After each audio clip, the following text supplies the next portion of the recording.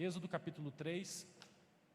Eu quero nessa manhã, porque ao final desse culto nós estaremos, de uma maneira oficial, inaugurando um novo ministério da nossa igreja, que é o Ministério de Oração. Esse ministério também foi criado na última assembleia da nossa igreja, foi eleita a liderança desse ministério, os irmãos que fazem parte desse ministério. E hoje, então, eu quero pensar com vocês acerca da oração. Temos feito isso nas quartas-feiras, temos pensado e refletido acerca da oração. E hoje eu queria, mais uma vez, pensar, então, acerca da importância da oração, da prática da oração na nossa vida. E eu queria refletir com vocês nessa manhã sobre a oração como diálogo, a oração como um diálogo, como uma conversa. E esse, na verdade, é o propósito da oração, que a oração seja uma conversa entre nós e Deus, né? Entre eu e Deus, entre você e Deus, algo que acontece numa via de mão dupla, que vai, mas também que vem.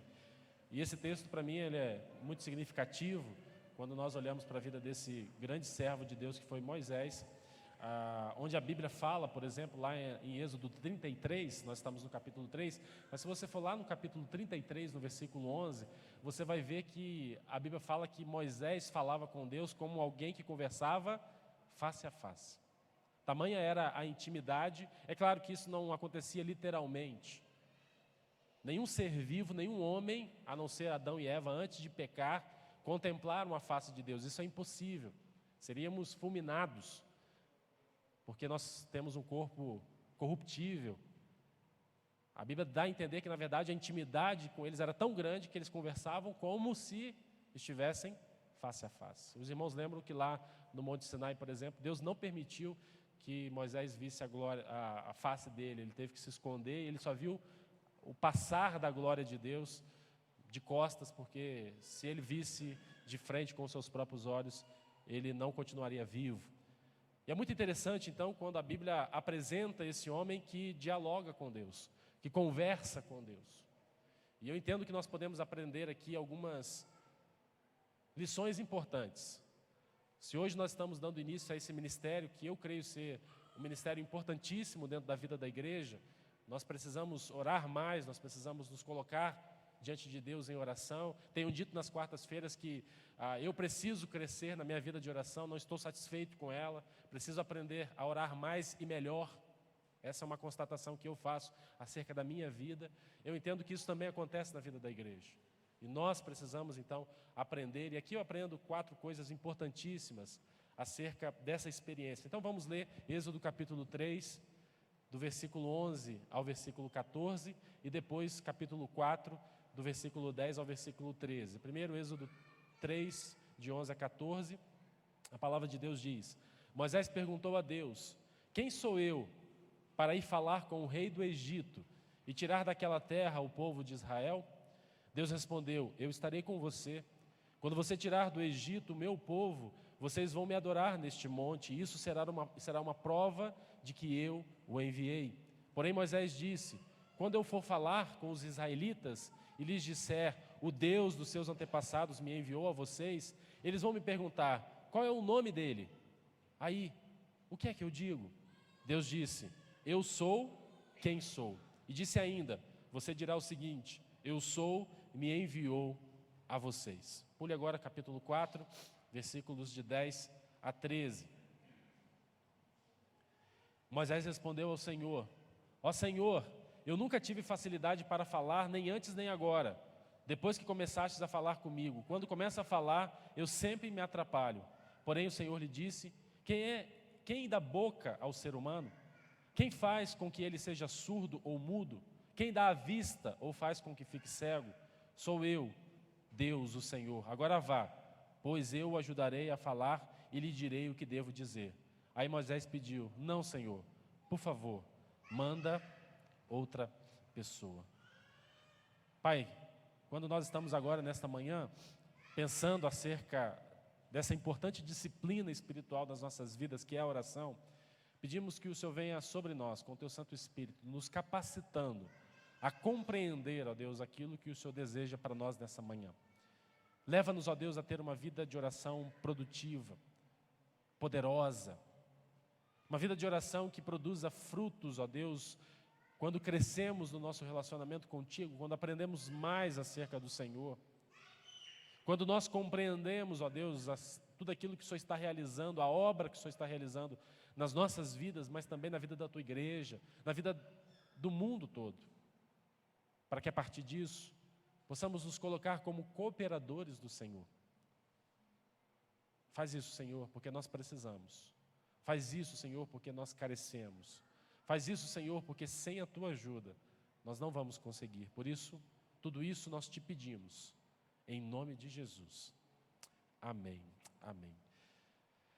Aqui então nós temos um homem dialogando com Deus. E esse, na verdade, para mim é um dos grandes, ou um dos muitos quadros muito bonitos acerca da oração que nós encontramos então nas Escrituras Sagradas. O grande Moisés, esse homem tão emblemático, tão importante na história da revelação divina, naquilo que Deus está fazendo na história da humanidade, ele fala com Deus. E é a primeira vez que nós temos aqui que a Bíblia registra então esse diálogo entre Moisés e Deus. Eles tiveram muitos diálogos ao longo dos 40 anos de ministério que Moisés exerceu na liderança do povo de Israel. Mas é a primeira vez que nós vemos aqui o diálogo, a conversa entre Moisés e Deus, registrada então na Bíblia. E olhando para esse diálogo, nesses dois capítulos, capítulo 3 e capítulo 4, eu consegui enxergar pelo menos 3 itens do diálogo de Yahvé com Moisés, de Moisés com Yahvé, e que servem para a minha orientação, e que servem para a sua orientação, e que servem para a nossa orientação nessa manhã. São eles o receio, a orientação, a limitação e as desculpas.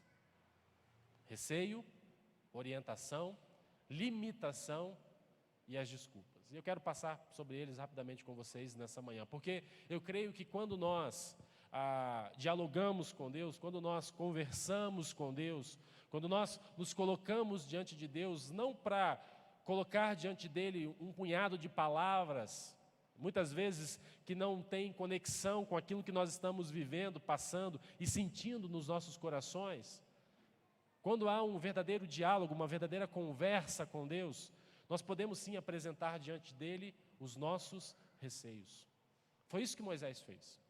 E essa é a primeira coisa que eu aprendo aqui nesse diálogo desse grande homem de Deus desse grande homem com o próprio Deus. Olha o que ele vai dizer no versículo 11 do capítulo 3.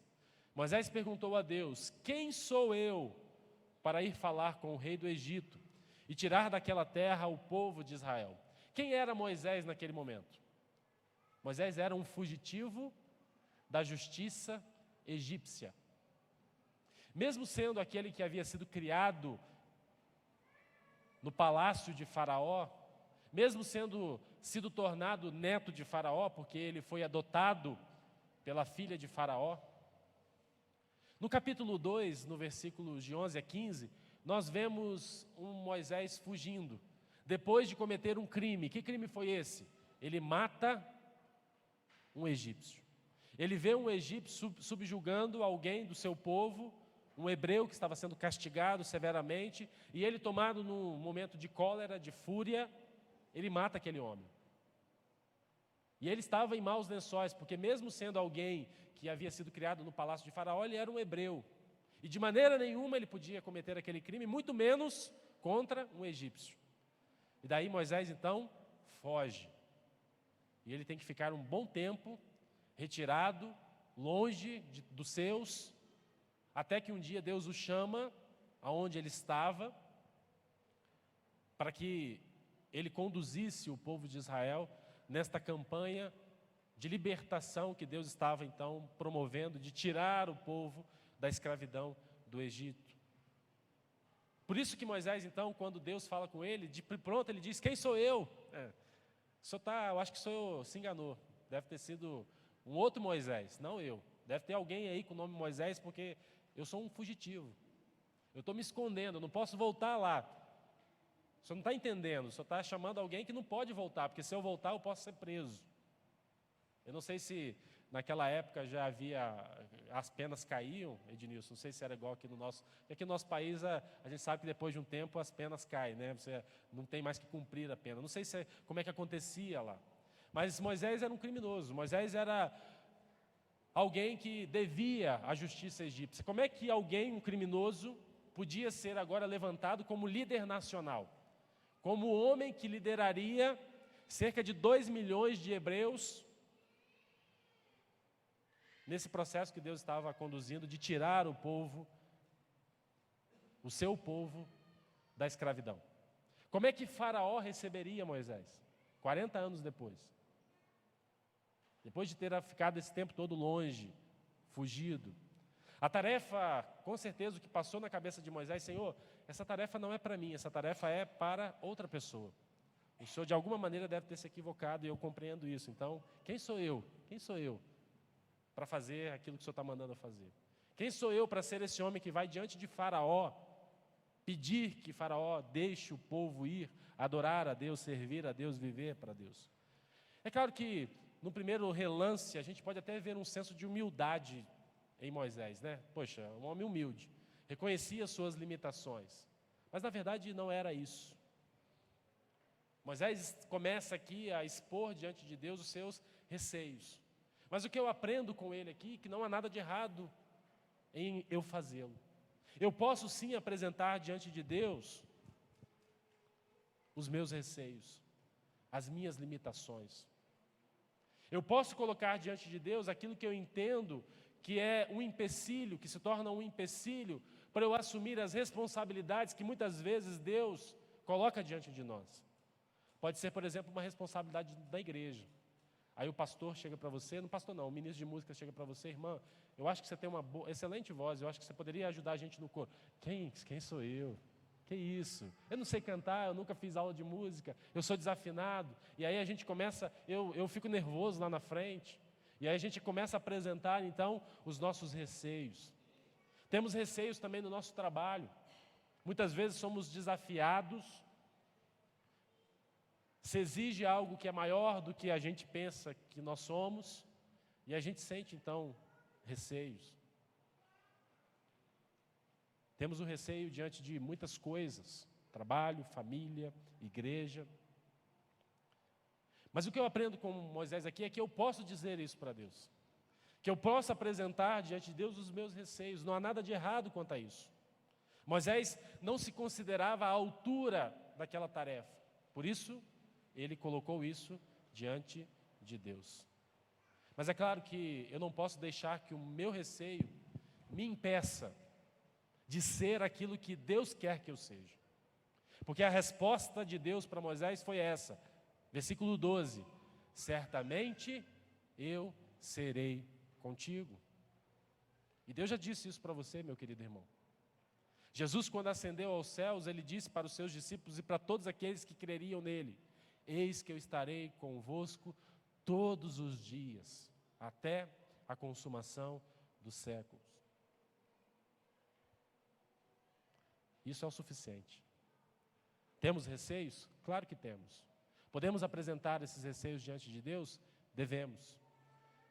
Mas nós não podemos limitar a ação de Deus nas nossas vidas e nem que Deus nos use como seus instrumentos, apenas com medo dos receios que nós temos. Precisamos confiar em Deus. Precisamos, então, deixar que Deus trabalhe em nós. Porque a própria palavra diz que aqueles que são fracos em si mesmos, a exemplo do apóstolo Paulo, é aqueles que podem realizar grandes maravilhas, grandes ministérios. Porque quando a pessoa se enxerga como sendo fraca, como sendo limitada, o que a palavra de Deus diz? Aí o poder de Deus opera nela, através dela. Porque a própria palavra de Deus diz que Deus dá graça aos humildes. Deus dá graça aos humildes. Você tem apresentado os seus receios diante de Deus? Diante dos desafios que você tem enfrentado ao longo da sua vida, você tem aberto o seu coração diante do Senhor, colocando diante dele os seus medos, os seus temores? Queridos, eu conheço muita gente que, na verdade, quando vai orar, parece que se transforma em outra pessoa. Porque, na verdade, não fala aquilo que está no seu coração. Não se abre diante de Deus. Não chora diante de Deus. Não se expõe diante de Deus. Como é que tem sido a sua relação com Deus? Será que no seu dialogar com Deus, que eu espero que você faça diariamente, constantemente, você tem colocado diante dele os seus receios? Você tem apresentado diante dele os seus temores? É isso que Deus espera de nós. Porque, na verdade, em nenhum momento aqui nós vemos Deus reprovando Moisés por ser receoso. Por colocar diante de Deus os seus receios. Isso não é errado. E nós precisamos, então, sermos transparentes e verdadeiros com Deus. Admitindo as nossas incapacidades, os nossos temores, os nossos anseios diante dos desafios que nos são impostos. O problema é que quando a gente coloca o receio como um argumento para não cumprir a vontade de Deus, para não atender o chamado de Deus. E infelizmente nós vivemos num tempo em que muitas pessoas estão dentro da igreja, motivadas pelos seus receios, apenas como ouvintes, espectadores. Não se colocam à disposição porque elas dizem: eu não sei falar, eu não sei cantar, eu não sei pregar, então eu não sei fazer nada. Queridos, a palavra de Deus nos diz que Deus deu pelo menos um dom para cada um de nós. E esse dom foi para o exercício no corpo, para a edificação da igreja. Todos nós somos chamados. E quando nós apresentamos os nossos receios diante de Deus, Ele vem diante de nós e diz: certamente eu serei contigo. Eu vou ajudar você. Eu vou capacitar você. Eu vou preparar você.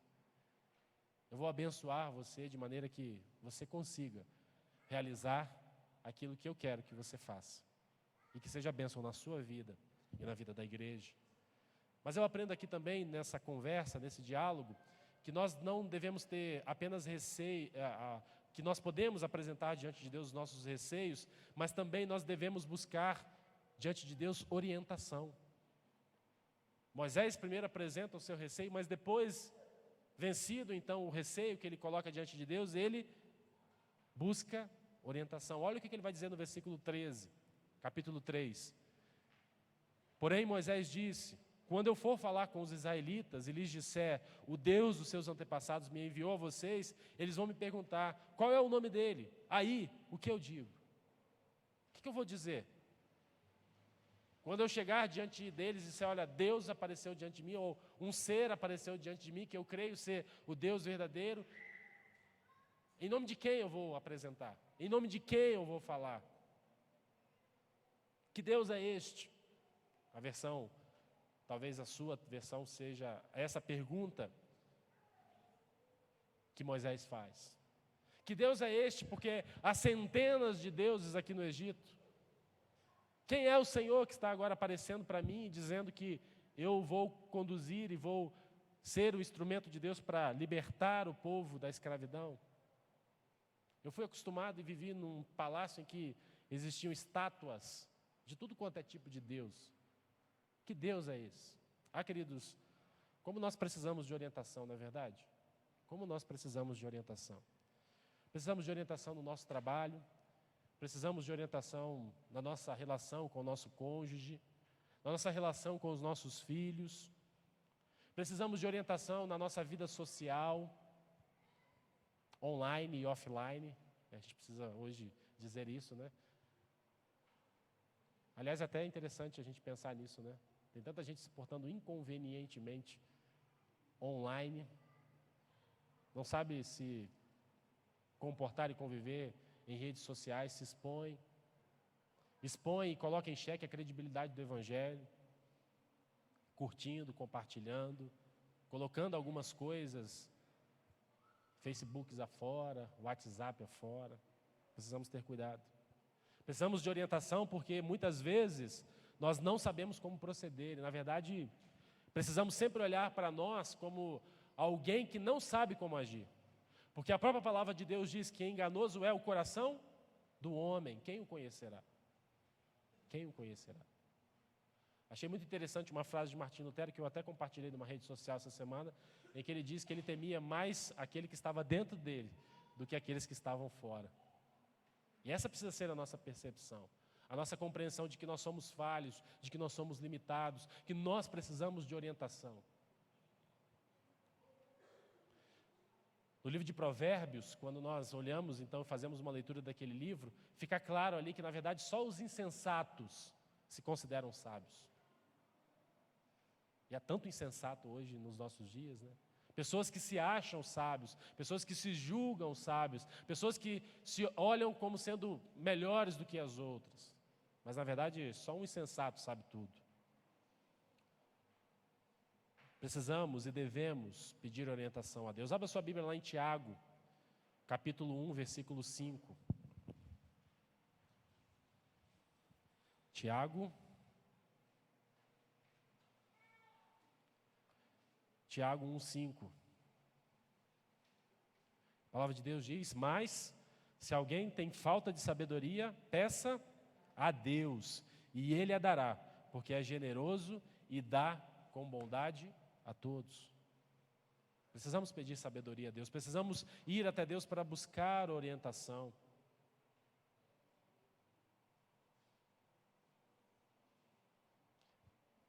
Há uma versão desse texto de Tiago que eu achei muito interessante, que diz: se quiserem saber o que Deus quer que vocês façam, perguntem-lhe, e Ele alegremente lhes dirá, pois está sempre pronto a dar uma farta provisão de sabedoria a todos os que lhe pedem, e Ele não se ofenderá com isso. Quantas vezes você já orou a Deus pedindo sabedoria? Quantas vezes? Quantas vezes você tem orado a Deus pedindo que Ele lhe dê sabedoria para você? É interessante que o homem, considerado os mais sábios do mundo, quando foi dado para ele a oportunidade de pedir alguma coisa para Deus, ele não pediu riquezas, ele não pediu coisas materiais, ele pediu sabedoria. E com a sabedoria que ele teve, ele se tornou, sim, um dos homens mais importantes, não só da sua época, mas de toda a história da humanidade. Salomão, sem dúvida nenhuma, é reconhecidamente um homem, teve falhas, termina a sua vida um pouco melancólico, porque se você for lá para Eclesiastes, você vai ver uma certa melancolia no final da sua trajetória. Mas pelo fato de ter pedido a Deus sabedoria, ele, com a sabedoria que Deus lhe deu, ele então foi um homem que se destacou, foi um homem que cresceu, foi um homem que teve muitas e muitas coisas na sua vida. Queridos, muitas vezes as nossas orações têm sido apenas para que a gente peça coisas materiais. As nossas orações muitas vezes são apenas para que a gente apresente diante de Deus os nossos desejos. Os nossos desejos. Aliás, eu já disse aqui numa mensagem anterior que lista de desejos não tem fim. Lista de desejos não tem fim. E Deus, na verdade, diz que Ele supriria todas as nossas necessidades. E de necessidade para desejo, há um abismo enorme. E tem muita gente hoje decepcionada com Deus, rancorosa com Deus, porque Deus não dá aquilo que elas desejam. Mas Deus nunca prometeu que nos daria aquilo que nós desejamos. Deus diz que nos daria aquilo que nós necessitamos. Lista de necessidades, ela é pequenininha, pequenininha. Mas quando a gente observa a oração de algumas pessoas, a gente vê que as pessoas não estão interessadas em buscar de Deus orientação. Elas só querem aquele criado mudo que lhes atenda na hora que elas querem, do jeito que elas querem, da forma que elas querem. E por isso que há um bando de crente hoje que reivindica, que faz orações fortes. Até hoje não consegui compreender se existe oração forte e oração fraca. Talvez exista oração com mais fé e menos fé, né? Porque fé ela é gradual. Mas aí alguém diz, não, você precisa de uma oração forte. Eu não sei, consegui ainda identificar o que é essa oração forte. O que é esse reivindicar diante de Deus? O que é esse exigir que muita gente está dizendo e ensinando e propagando, que nós podemos exigir? Não consigo encontrar base bíblica para isso. O que eu aprendo é que eu preciso buscar diante de Deus orientação, porque foi isso que Moisés fez. E ele pede: Senhor, em nome de quem eu vou falar? Há muitos deuses aqui. Quem é o Senhor que está falando comigo? E aí Deus, então, pela primeira vez, ele diz qual é o seu nome. É um nome que soa estranho para a gente, né? Eu sou quem sou. Mas quando a gente vai lá para o hebraico, a gente entende, então, o chamado tetragrama sagrado, as letras que compõem o nome de Deus, que eram impronunciáveis para o povo naquela época. Você tem pedido orientação a Deus? Você tem buscado a Deus para pedir orientação? A terceira coisa que eu aprendo aqui, queridos, é que quando nós dialogamos com Deus, nós também, além de apresentarmos a Deus os nossos receios, além de buscar orientação para as nossas vidas, nós podemos reconhecer as nossas limitações. Nós podemos reconhecer as nossas limitações. Olha o que Moisés vai dizer no versículo 10 do capítulo 4. Capítulo 4, versículo 10, ele diz: Moisés respondeu ao Senhor: ó Senhor, eu nunca tive facilidade para falar, nem antes nem agora. Depois que começaste a falar comigo, quando eu começo a falar, eu sempre me atrapalho. Moisés sabia que ele tinha uma limitação. Talvez a sua tradução diga: eu sou pesado de língua. E é interessante porque essa expressão pesado de língua, isso é um idiomatismo. Quem é professor de português gosta dessas coisas. É um idiomatismo da língua hebraica que significa que ele era gago. Você imagina, então, um líder que teria que ir diante de Faraó, que estaria diante do povo, falando para o povo com gagueira. E eu não sei assim qual era o nível de gagueira, porque gagueira também tem níveis, né? Algumas pessoas têm você consegue com facilidade compreender. Tem outras que têm uma extrema dificuldade, que precisam de tratamentos. A Dani está aqui, sabe disso, é fonoaudióloga, sabe que a gagueira tem níveis. E aí, de repente, quando a pessoa fica nervosa, fica mais complicado ainda você compreender aquilo que... E todos nós sabemos que, por exemplo, no âmbito político, se destacam aqueles que são bons oradores. Agora imagina um homem que é chamado para ser um líder político, que estaria diante de Faraó para dialogar, tendo problema de gagueira. Mas qual foi a resposta de Deus para Moisés, diante da limitação que ele apresenta diante de Deus, e que era justa? Ele tinha um problema. Mas qual foi a resposta de Deus? Versículo 11. Porém o Senhor lhe disse: quem dá boca ao ser humano? Quem é que faz com que ele seja surdo ou mudo? Quem lhe dá vista ou faz com que fique cego? Sou eu, Deus, o Senhor. Agora vá, pois eu o ajudarei a falar e lhe direi o que você deve fazer. Sabe o que é mais impressionante aqui? Para mim, não é simplesmente o fato de que Deus disse: olha, eu vou estar com você, eu vou ajudar você. É o fato de que a partir desse momento, a gente não vê em nenhuma vez Moisés tendo dificuldade para falar. Depois, se você continuar a história e ler até o final do livro de Êxodo, você vai ver que Moisés não teve nenhuma dificuldade, ele não ficou constrangido, ele não teve nenhum problema em todas as vezes que ele foi diante de Faraó, diante do povo, para falar, para dialogar. Na verdade, a partir desse momento nós vemos o Moisés fazendo discursos que não eram pequenos, que não eram breves, longos discursos. Importantes discursos. Sabe por quê, queridos? Qual é a lição que eu aprendo aqui? Deus é quem dá capacidade. Deus é quem dá capacidade. Eu tenho limitações? Claro que eu tenho. Mas eu creio que Deus pode suprir todas as minhas limitações. Talvez você olhe para você nessa manhã e diga: eu sou muito limitado. Eu não sei falar direito, eu pouco estudei, eu tive poucas oportunidades na vida. Sim, são limitações e são justas limitações. Mas diante de Deus, todas elas podem ser vencidas. Todas elas podem ser transformadas. E Deus pode dar toda a capacidade para que você seja bênção na obra e no ministério, porque Deus pode nos suprir. É mais ou menos isso que Paulo diz para nós lá em 2 Coríntios, capítulo 3, versículo 5. E ele vai dizer: não que sejamos capazes por nós mesmos de pensar alguma coisa como de nós mesmos, mas a nossa capacidade vem de Deus. E Paulo tinha essa plena convicção.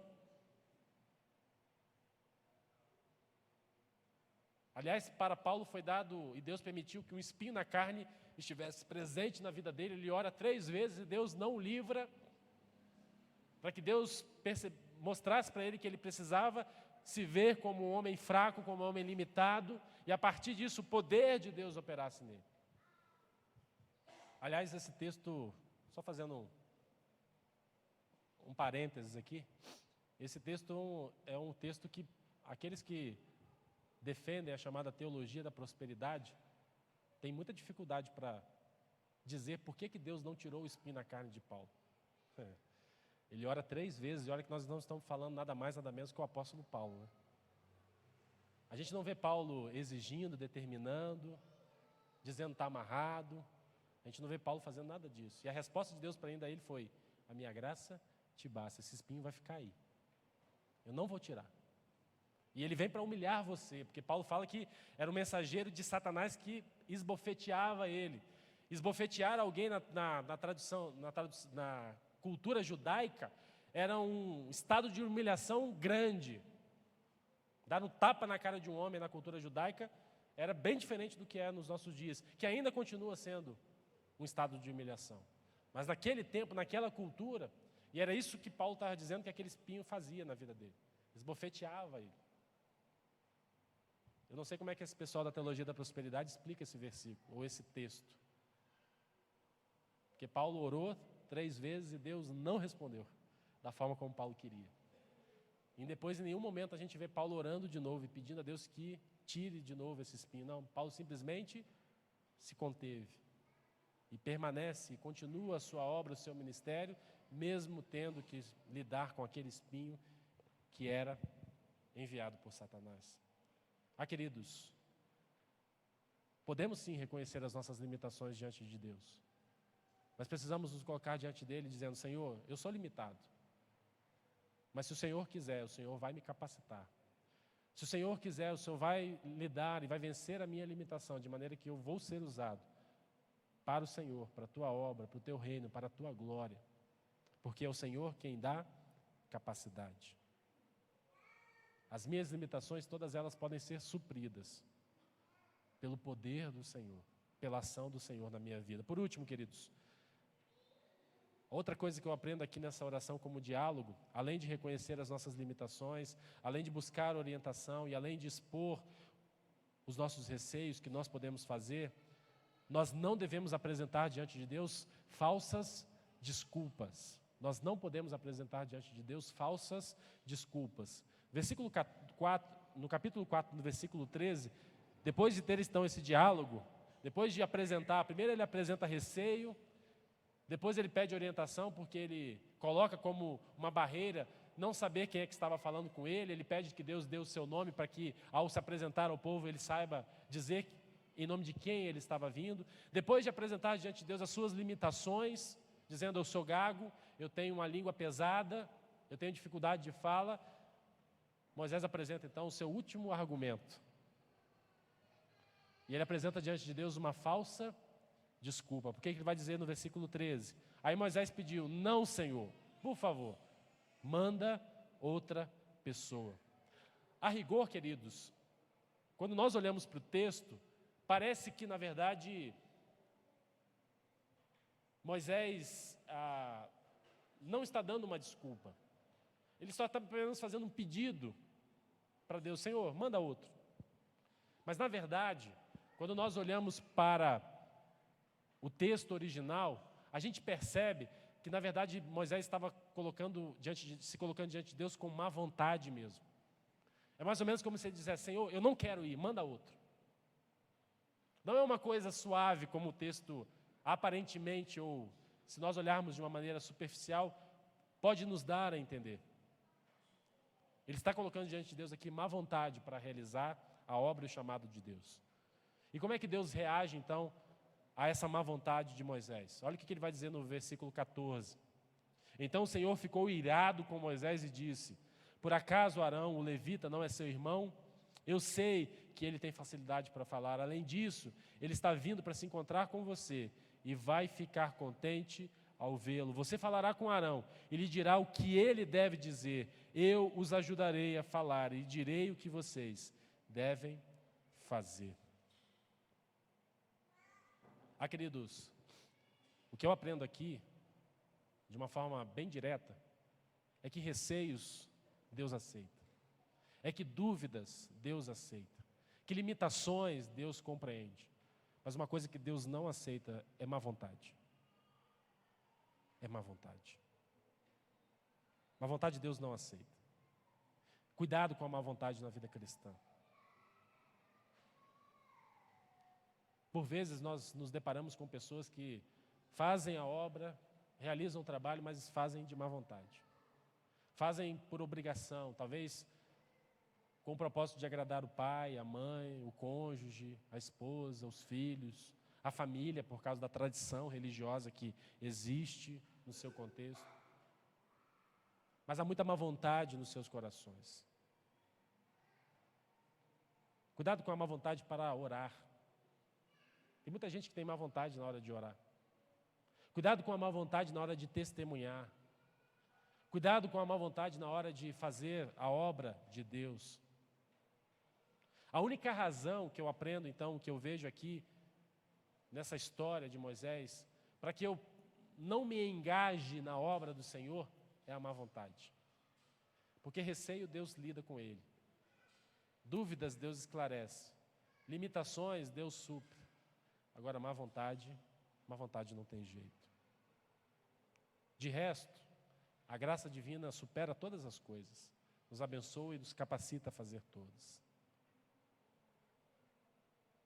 Eu acredito que depois de ter essa experiência aqui, depois de ver, então, a irritação de Deus para com ele, Moisés entendeu finalmente aquilo que Deus queria para a sua vida. E o texto diz então que ele sai para fazer a obra de Deus e se torna praticamente o fundador da nação de Israel. Com limitações, com receios, com frustrações, mas mesmo assim, ele fez. O que eu aprendo aqui nessa história de Moisés é algo muito importante. E a lição é esta: Deus não nos chamou para o sucesso, Deus nos chamou para a obediência. Deus não nos chamou para o sucesso, Deus nos chamou para a obediência. E quando nós somos, então, obedientes a Deus, Deus faz a nossa vida caminhar, segundo a sua vontade, segundo o seu propósito, segundo o seu querer para as nossas vidas. Vimos aqui, então, que oração pode incluir muitas coisas, menos uma vontade para com Deus. Que tenhamos, então, queridos, o coração aberto para compreender aquilo que Ele quer nos ensinar e aquilo que Ele deseja fazer nas nossas vidas. Que possamos, como Moisés, dialogar com Deus, colocando diante dEle os nossos receios, as nossas dúvidas, as nossas limitações, e pedindo para que nunca os nossos corações sejam tomados pela má vontade, que irrita a Deus, que desagrada a Deus, sabendo que a sua graça está disponível para nós, da mesma maneira que esteve disponível para Moisés, levando a ultrapassar todos os obstáculos, de maneira que aquele homem se tornasse o grande líder, o grande fundador da nação, o grande homem de Deus, que permanece, inclusive, presente nas nossas vidas até hoje, através da sua vida, através da sua história, através do seu exemplo. Que Deus nos abençoe e que possamos, então, dialogar com Deus, que possamos aprender com Moisés, sabendo que o nosso Deus está sempre pronto e disponível para dialogar conosco, para conversar conosco e para nos ajudar, nos levando a viver tudo aquilo que Ele tem para as nossas vidas. Nós já estamos chegando ao final do nosso culto e eu queria, nesse instante, como eu disse hoje de uma maneira oficial, nós estamos iniciando o trabalho desse novo ministério da nossa igreja, que é o Ministério de Oração. No domingo que vem nós estaremos também tendo um momento especial de início do Ministério de Famílias da nossa igreja, um outro ministério também que foi criado recentemente, e aí no domingo que vem, então, nós estaremos pensando e refletindo acerca da família. Mas eu queria convidar a irmã Nadir para chegar aqui à frente, todas as pessoas que se colocaram à disposição para participarem desse ministério, do ministério de oração. Nós já tivemos uma reunião com esse grupo, nós já conversamos algumas coisas sobre algumas atividades, sobre alguns projetos. Eu queria convidar aqui a todas as pessoas que se colocaram à disposição para participar desse ministério, que chegassem aqui à frente agora, rapidamente. Nós queremos ter um momento de oração, apresentando a vida desses irmãos diante do Senhor. Queridos, esse ministério está sendo criado, mas a responsabilidade de oração não passa a ser somente desses irmãos. Nós não podemos entender que somente aqueles que fazem parte do ministério de oração é que são os responsáveis por orar, por ter momentos de súplica, por ter momentos de intercessão, por apresentar diante de Deus os motivos, as necessidades de oração da igreja. Essa é uma responsabilidade de todos nós. Por isso, se você deseja de uma maneira efetiva, aí aqui eu estou apresentando para você uma excelente oportunidade. Talvez você está sentado no banco dizendo, eu não sei qual é o meu ministério, eu não sei qual é o meu lugar no corpo que Deus quer para a minha vida. Quem sabe não é junto do ministério de oração? Quem sabe não é se colocando à disposição para estar aqui nos encontros de oração que serão promovidos, nas atividades específicas de oração que serão apresentadas para a igreja? Quem sabe esse não é o seu ministério? Você não está sendo convidado para vir aqui para frente, para orar todos os cultos. Você está sendo convidado para se unir a esse grupo, para participar, então, desse importante ministério que é o ministério de oração. O ministério de oração é um ministério de bastidor. É um ministério por trás, mas é um ministério de base, de sustentação. Quando esse ministério se coloca para orar pelos ministros da igreja, pelos ministérios da igreja, pelas famílias da igreja, pelos membros da igreja, por aqueles que nós estamos trabalhando para serem alcançados. A responsabilidade é muita. Por isso, nós estamos nessa manhã, eu queria convidar a irmã Dulcineia para chegar aqui à frente, e ela vai orar, agradecendo a Deus pela vida desses irmãos. E também, se for o seu caso, se você deseja se unir a esse ministério, participar desse ministério, procure a irmã Nadir, que está na liderança desse ministério. Apresente o seu nome, diga para ela que você está à disposição, para que a gente possa ter esse grupo sendo aumentado e esse grupo possa nos conduzir como igreja a sermos uma igreja que ora, a sermos uma igreja que intercede, a sermos uma igreja que está na dependência de Deus, buscando a direção de Deus para tudo aquilo que nós fazemos. Nós já estamos planejando algumas atividades, nos próximos dias nós estaremos preparando uma das salas da nossa igreja, que vai ser a nossa sala de oração. A nossa ideia é que haja um espaço permanente e você vai ser informado também nos horários em que essa sala vai estar aberta.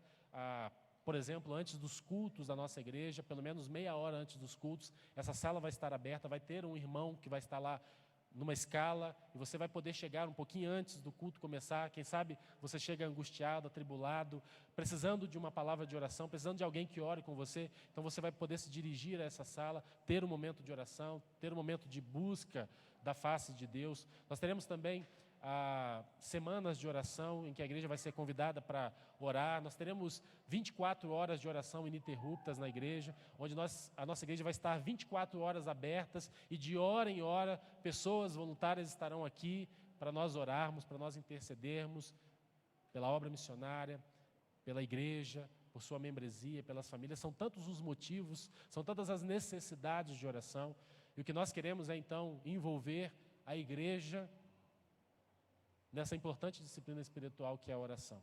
Mas nesse instante nós vamos orar